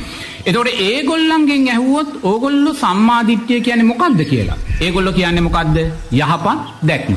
ඒක තමයි කියන්නේ යහපත් දැක්ම. එතකොට අපි ඇහුවොත් මේ මහත්තුරුන්ගේ මොකක්ද මහත්යෝ ඕගොල්ලන්ගේ යහපත් දැක්ම කියලා? ඒගොල්ලෝ කියන්නේ අපි හොඳට ඉගෙන ගන්නවා. හොඳට රැකියාවක් කරනවා. හොඳට ව්‍යාපාරයක් කරනවා. හොඳ විවාහයක් වෙනවා. හොඳට දරුවෝ හදනවා. හොඳින් ජීවත් වෙනවා. හොඳින් මැරිලා යනවා. එච්චර තමයි යහපත් දැක්ම. එතකොට දැන් ඒක තමයි ඒගොල්ලෝ සම්මාදිට්ඨිය කියලා කියන්නේ. නමුත් නෝනා ඒ මහත්තුරු ඒක සම්මාදිට්ඨිය කියලා හැඳින්වුවාට අපි ඒක වචනකින්වත් ඒගොල්ලෝ විවේචනය කරන්න ආයිතු නැහැ. තේරෙනවද? මොකද ඒගොල්ලන්ගේ ධර්මයේ උගන්වන දේ ඒගොල්ලෝ දේශනා කරා. ඒගොල්ලෝ කියන්නේ. එතකොට අපේ බුදුරජාණන් වහන්සේ අපිට දේශනා කරන්නේ සම්මාදිට්ඨිය කියන්නේ මේ කාරණා 7. එතකොට මේ කාරණා 7 ලෝකෙට මතු කරලා පෙන්වන්න නෝනා බෝධි සත්වය හැටියට බුදුරජාන් වහන්සේ සාරා සංක කල්ප ලක්ෂ ගානක් පෙරුම් පිරුවා. සාරා සංක කල්ප ලක්ෂ ගානක් පෙරුම් පුරලා අර මහා සාගරයේ ජලයට වඩා රුධිරය දන් දීලා මහ පොළවේ පසට වඩා ශරීර මාංශ දන් දීලා අරසා ශාස්ත්‍රීක රාජ ජීවිත මහේශාක්‍ය ජීවිත දන් දීලා 6 අවුරුද්දක් අප්‍රමාණ දුෂ්කර ක්‍රියා කරලා ඒ පාරමී ශක්තියෙන් තමයි මේ අපේ බුදුරජාණන් වහන්සේ මේ සම්මාදිට්ඨිය ලෝකෙට මතු කරන්නේ. නමුත් බුදුරජාණන් වහන්සේ සම්මා සම්බුද්ධත්වයට පත්වෙන මොහොත දක්වා ලෝනා ලෝකේ සම්මා දිට්ඨිය තිබ්බේ අතුරුදහන් වෙලා තිබ්බේ අබුද්ධෝත්පාද කාලයක්. අබුද්ධෝත්පාද කාලයක සම්මා දිට්ඨිය අර්ථයන් අතුරුදහන් වෙනවා. බුද්ධෝත්පාද කාලයකදී තමයි සම්මා දිට්ඨිය මතුවෙලා ඉන්නේ. ඒ නිසා සම්මා දිට්ඨිය කියන කාරණය මතු කර ගන්න නෝනා බුදුරජාණන් වහන්සේ කෙනෙක් මහා සාගරයට වඩා රුධිරය දන් දෙන්න ඕනේ. මහ පොළවේ පසට වඩා ශරීර මාංශ දන් දෙන්න ඕනේ. එහෙම දීලයි බුදුරජාණන් වහන්සේ මේ සම්මාදිට්ඨියේ කාරණා හත මතු කරගන්නේ. නමුත් ක්‍රිස්තුස් වහන්සේ අල්ලාහ්තුමා වේවා නැත්නම් මහා බ්‍රහ්මයා වේවා ඔය අනිත් ඊශ්වර දෙවියන් වේවා නෝනා අපි දන්න තරමින් ඔහොම පාරමී පිරුවායි කියන කාරණයක් අපි අහලා නැහැ. ඒ ශාස්ත්‍රුන් වහන්සේලා දිව්‍යතලවල හිත පිහිටෙව්වා. ඒ දිව්‍යතල සැපයි කියලා දැක්කා. ඉන් එහාට දෙයක් උන්වහන්සේලා දැක්කේ නැහැ. තේරෙනවද? දැන් ක්‍රිස්තුස් වහන්සේ වේවා මේ අල්ලාහ්තුමා වේවා මේ සෑම කෙනෙක්ම මේ බුදුරජාණන් වහන්සේ දේශනා කරන පටිච්ච සමුප්පාද ක්‍රියාවලියට යටයි. ක්‍රිස්තුස් වහන්සේ යහපත කරපු කෙනෙක්, මිනිස්යාට මෛත්‍රී කරපු කෙනෙක්, අනුන් උදෙසා පෙනී හිටපු කෙනෙක්. ඒ මෛත්‍රී චිත්තයන් නිසාම ක්‍රිස්තුස් වහන්සේ මැරෙන වෙලාවේ කුරුසේ ඇනගහපු වෙලාවේ උපාදාන පත්‍යා භවෝ කියන ධර්මතාවය තුල කුසල් සිතක් මතුවලා දිව්‍ය තලයක උප්පත්තිය ලැබුවා. ඒක අපේ බුදුදහමේ ධර්මයට අදාළ පටිච්චසමුප්පන්න ක්‍රියාවලිය. ක්‍රිස්තුස් වහන්සේ අනිවාර්යයෙන්ම දිව්‍ය තලයක උප්පත්තියක් සකස් කරගත්තා. දිව්‍ය තලයක උප්පත්තියක් සකස් කරගත්තේ ඇයි? ඒ ක්‍රිස්තුස් වහන්සේ දිව්‍ය තලය අනිත්‍යයි කියලා දැක්කේ නැහැ. එතන අපේ බුදුරජාන් වහන්සේ ජයශ්‍රී මහා බෝධි මූලෙදී උන්වහන්සේ මේ මනුස්ස ලෝකයේ සෑම සැප සම්පත් විඳලා උන්වහන්සේ මේ මනුස්ස ලෝකයේ සැපේ අනිත්‍යයි, මෙතන සැපයක් නැහැ කියලා දැක්කා. දැකලා ඊළඟට උන්වහන්සේ දිව්‍යතල කෙරෙහි හිත පිහිටුවා. දිව්‍යතල කෙරෙහි හිත පිහිටලා උන්වහන්සේ දිව්‍යතලවල සෑම අස්සක් මුල්ලක් නෑරම පීර නුවණින් බලලා මේ දෙවියා කියන්නේ දිව්‍යාංගනාව කියන්නේ කවදා හරි දිව්‍යතලයේ නැවත සතර අපායට චුත වෙන කෙනෙක් කියලා දැකලා දිව්‍යතලයේ නිට්ටය වූ ස්ථීර වූ සැපයක් තියෙනවායි කියලා අපේ බුදුරජාණන් වහන්සේ දැක්කේ නැහැ. අවසානයේ දිව්‍යතල පීර බලලා දිව්‍යතලයේ ඉන්න ඉහළම කෙනා සක්‍රයා කියන තැනට හිත පිහිටලා සක්‍රයාත් සතර අපායෙන් මිදිලා නැත්නම් සක්‍රයාත් ආයිමත් සතර අපායට වැටෙනවා කියන තැන ඉඳන් දිව්‍ය තලයේ සෑම මොහොතක්ම සෑම නිමේෂයක්ම සෑම තැනක්ම නුවණින් බලලා බෝධිසත්වය අවබෝධ කරගත්තා දිව්‍ය තලයත් නිට්ටය වූ දෙයක් නෙමෙයි අනිත්‍ය වූ දෙයක් කියලා. උන්වහන්සේ නැවත බැලුවා දිව්‍ය තලයේ තුල ඉන්දිකටු තුඩක ගහන්න තරම්වත් උන්වහන්සේට උපාදානයක් කැමැත්තක් තියනවාද කියලා. මොකද දිව්‍ය තලයේ තුල ඉන්දිකටු තුඩක් ගහන තරම් තැනක යම් උපාදානයක් කැමැත්තක් තෘෂ්ණාවක් තිබ්බනම් විඥාණය එතන ගිහිලා බහින්න තිබ්බා.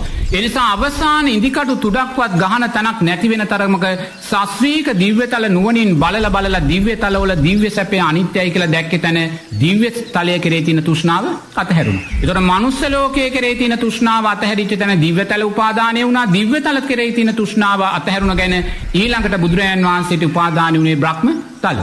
ඒ බ්‍රහ්මතල සියල්ලම නුවණින් පීරලා බැලුවා මේ බ්‍රහ්මතලවල නිට්ටය වූ ස්ථිර වූ සැපයක් තියනවාද කියලා. ඒතර උන්වහන්සේ දැක්ක මේ බ්‍රහ්මතලවල ඉන්න බ්‍රහ්මයා සතර අපායෙන් මිදිලා නැත්නම් ආයිමත් සතර අපායට වැඩෙනවා.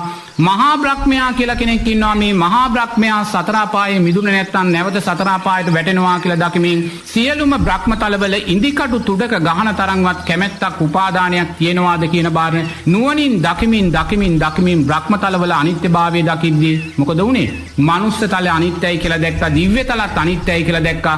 බ්‍රහ්මතලත් අනිත්‍යයි කියලා දකිද්දී හිත පිහිටන්න තැනක් තිබ්බේ නැහැ. හිත නිවනේ තමයි පිහිටුවේ. මොකද ඒ සියලුම භවත්‍රයේ කෙරේ තියෙන තෘෂ්ණාව සින්දා. නමුත් ක්‍රිස්තුස් වහන්සේ දිව්‍යතල අහුවෙද්දී දිව්‍යතල අනිත්‍යයි කියලා දැක්මක් තිබ්බේ නැහැ. දිව්‍යතලේ උපාදානය වුණා. දිව්‍යතලේ දෙවි කෙනෙක් වෙලා උප්පත්තිය සකස් කරගත්තා. ඒක ඉතින් පටිච්චසමුප්පන්න ක්‍රියාවලියට යටත්ව සිදුවෙන දෙයක්. ස්වාමීන් වහන්සේ යේසුස් වහන්සේ අදත් දිව්‍යතලයක වැඩ ඉන්නවද? අදත් දිව්‍යතලෙ උන්වහන්සේගේ කණ්ඩායමක් එක්ක 10-12 දෙනෙක් කණ්ඩායමක් එක්ක උන්වහන්සේ අදත් ඒ දිව්‍යතලයේ ජීවත් වෙනවා. දිව්‍යතල වල සම්මාදිට්ඨික මිත්‍යා දෘෂ්ටික කියලා කොටස් දෙකක් ඉන්නවා. තේරෙනවද? එතනදී උන්වහන්සේ ඉන්නේ ක්‍රිස්තුස් වහන්සේ ඉන්නේ එතනත් අර සම්මාදිට්ඨියට බාහිර දෙවියන් එක්ක. තේරෙනවද? ඒතකොට සම්මාදිට්ඨියයි මිත්‍යා දෘෂ්ටිකයි දෙක අතර දෙවියන්ගේ ලොකු වෙනසක් තියෙනවා. සම්මාදිට්ඨියටපත් වෙච්ච බෞද්ධ දෙවියෝ හැම වෙලාවම ආලෝකමත් ප්‍රභාස්වරයි හරි දිව්‍ය ඕජාවෙන් අනුුණයි. සියල්ලංගෙම පරිපූර්ණ වෙලා තියෙනවා. මොකද ඒගොල්ලෝ කර්මයේ කර්මඵල විශ්වාසයෙන් දන් දුන්නේ නැහැ. දැන් මේ ආකාරයට ස්වාමින් වහන්සේ දිව්‍ය තලයක ඉන්න ඕනම කෙනෙක් ඒ තමන්ගේ දිව්‍ය සම්පත් විඳීමේ කුසල ශක්තිය අවසන් වූ වහාම අපායගාමී වෙන්න පුළුවන්ද ස්වාමින් වහන්සේ? අනිවාර්යයෙන්ම සතර අපායෙ මිදිලා නැහැ. දැන් දිව්‍ය තල වල ඉන්නේ. ඒගොල්ලෝ එක කණ්ඩායමක් දැන් අපේ දන්න ස්වාමින් වහන්සේ කෙනෙක් උතුම් සමාධියෙන් පසු වෙනකොට ඒ ස්වාමින් වහන්සේ අරමුණු කරනවා ක්‍රිස්තුස් වහන්සේ ඉන්න තැන මොකද්ද කියලා බලනකොට උන්වහන්සේට 8 දෙනෙක්ගේ වගේ කණ්ඩායමක් එක්ක පෑන් කෙන්ඩියක් අතෙන් අරගෙන ඒ 8 දෙනාම ඒගොල්ලන්ගේ භක්තිකයන්ට ඒගොල්ලෝ ආශිර්වාද කරමින් එතන ඉන්නවා. ඒක ඉතින් භවයේ උපතක්. පටිච්චසමුප්පන්න ක්‍රියාවලියට ඔය හැම කෙනාම ලටයි. ඒ බුදුරජාණන් වහන්සේ තමයි මේ පටිච්චසමුප්පන්න ක්‍රියාවලිය මතු කරලා ගත්තේ. එතන හිටියා කියලා එයා දුකෙන් මිදිලා නැහැ. මොකද එයා මැරෙන වෙලාවේ දිව්‍යතල උපාදානිය වුණත් දිව්‍යතලයේ අනිත්‍යයි කියලා දකින්න දක්ෂ වුණේ නැහැ. මොකද දක්ෂ වෙන්න එයා සද්ධාාවක් සකස් කරගෙන හිටියේ නැහැ. ඒ නිසා සම්මාදිට්ඨියයි මිත්‍යා දෘෂ්ටියයි කියන කාරණේදී මිත්‍යා දෘෂ්ටිය කියන්නේ කාටවත් හිංසා කරනවා කාටවත් චෝදනා කරන නරක වචනයක් නෙමෙයි. කෙනෙක් තුල තෙරුවන් කෙරේ සද්ධාව නැත්තම් කර්මයේ කර්මඵල විශ්වාසය නැත්තම් මැරිලා පටිච්චසමුප්පන්න උපතක් තියෙනවා කියලා විශ්වාසය නැත්තම් දන් දුන්නොත් සිල් රැක්කොත් ආනිසංස තියෙනවා කියන විශ්වාසය නැත්තම් අම්මා තාත්තාගේ ගුණයන් විශ්වාසය නැත්තම් ඕපපාතික සත්වයින් උපදිනවා කියලා විශ්වාසයක් නැත්තම් අතීතේ රහතන් වහන්සේලා හිටියා කියලා විශ්වාසයක් නැත්තම් ඒක තමයි සම්මා දිට්ඨිය විරුද්ධ පැත්ත. මිත්‍යා දෘෂ්ටිය කියන්නේ නැතුව මිත්‍යා දෘෂ්ටිය කියන්නේ කාටවත් මේ චෝදනා කරන වචනයක් නෙමෙයි. මේ විශ්වාස නැතිගෙනා සම්මා දිට්ඨියෙන් බාහිර පැත්තටයි වැටෙන්නේ. මේ විශ්වාසය තුලින් තමයි අපේ කුසල් ශක්තිය බුදුරජාණන් වහන්සේ වැඩි කරලා දෙන්නේ. දැන් තෙරුවන් කෙරෙහි සද්ධාව තුල මොකක්ද අපිට කරන්නේ? අපිට කුසල් පක්ෂයේ බුදුරජාණන් වහන්සේ ධර්මයේ සංඝයා කෙරෙහි තියෙන විශ්වාසය අපිට වැඩි කරනවා. ඇයි වැඩි කරන්නේ? තෙරුවන් කෙරෙහි සද්ධාව කියන කාරණේදී මේ මොහොතේ මේ මනුස්ස ලෝකේ මේ මිනිස්යා විඳින්නා වූ සැනසෙල්ල අපි විඳින්නේ කුමක් නිසාද? තෙරුවන් කෙරෙහි වූ ශ්‍රද්ධාව නිසා. බුදුරජාණන් වහන්සේ ධර්ම රත්නය සංඝ රත්නය නිසායි මේ ලෝකේ මේ මොහොතේ යම් සංහිඳීමක් තියෙනවා නම් ඒ සංහිඳීම මේ ආකාරයෙන් සකස් වෙලා තියෙන කුමක් නිසාද?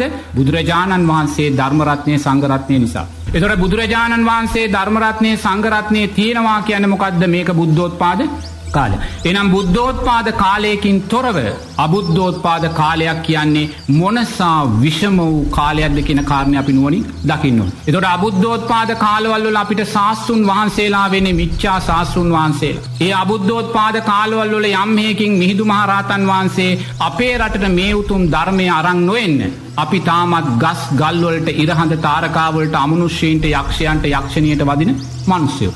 මේ තෙරුවන් පහළ වෙන තාක්කල් මිනිස්සු මේ මිත්‍යා දෘෂ්ටියට තමයි වන්දනා කළේ. එදා මිනිස්සු මොකද කළේ? වතුරේ බැහැගෙන ඉඳලා විමුක්තිය හොයනවා, බලූත ගෝවුත රකිමින් විමුක්තිය හොයනවා, සත්වයාග කරමින් විමුක්තිය හොයනවා, නිර්වස්ත්‍රව ඉඳමින් විමුක්තිය හොයනවා, මස් මාංශ නොකා ඉඳමින් විමුක්තිය හොයනවා, ගස් වලට ගල් වලට ඉරට හඳට තාරකා වලට වඳමින් විමුක්තිය. එවැනි මිත්‍යා දෘෂ්ටික එවැනි අබුද්ධෝත්පාද කාලයක විෂම පරිසරය මොහොතක් නුවණින් දකින්න. මොකද අපි මේ වර්තමානයේ පරිසරය දකින්නේ නැහැ. මොකද මේ ධර්මයේ තියෙන සැනසෙල්ල නිසා ධර්මයේ තියෙන මේ ආభాෂය නිසා අපිට එවැනි දෙයක් මතකෙට එන්නේ නැහැ.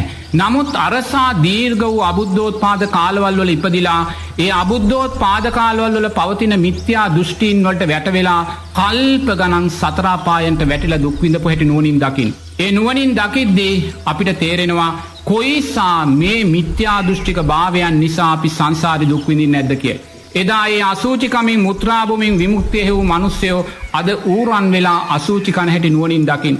එදා හරක්ගේ බෙල්ල කපලා, බැටළුවන්ගේ බෙල්ල කපලා, එළුවන්ගේ බෙල්ල කපලා සත්ව යාග කරලා විමුක්තිය හේවූ මිනිස්සයෝ අද හරකුන් එළුවන් ඌරන් වෙලා බෙල්ල කපා ගන්න හැටි නුවණින් දකින්න. එදා වතුරේ ගිලිලා වතුරේ කිමිදිලා විමුක්තිය හේවූ මිනිස්සයෝ අද මාළු වෙලා කිඹුල් වෙලා වතුරම උපාදානය කරගෙන ජීවත් වෙන හැටි නුවණින් දකින්න. එනම් බලන්න මෙවැනි මිත්‍යා දෘෂ්ටික භාවයන් නිසා සංසාරේ කොයි සානං අපි දුකට වැටෙන්නේ නැද්ද? එතකොට ඒ මහා දුකත් එක්ක ගනිද්දී බුදුරජාණන් වහන්සේ ධර්ම රත්නය සංඝ රත්නය තුලින් මේ ලබන්නා වූ සැනසෙල්ල කොයිසා ශ්‍රේෂ්ඨ සැනසෙල්ලද කියන කාරණේ දකින්න. දකින්න තැනම බුදුරජාණන් වහන්සේ ධර්ම රත්නය සංඝ රත්නය කෙරෙහි උතුම් විශ්වාසයන් අපි තුල සකස් වෙනවා. ඒ උතුම් විශ්වාසය තුල අපිව කොහාට දරන් යන්නේ?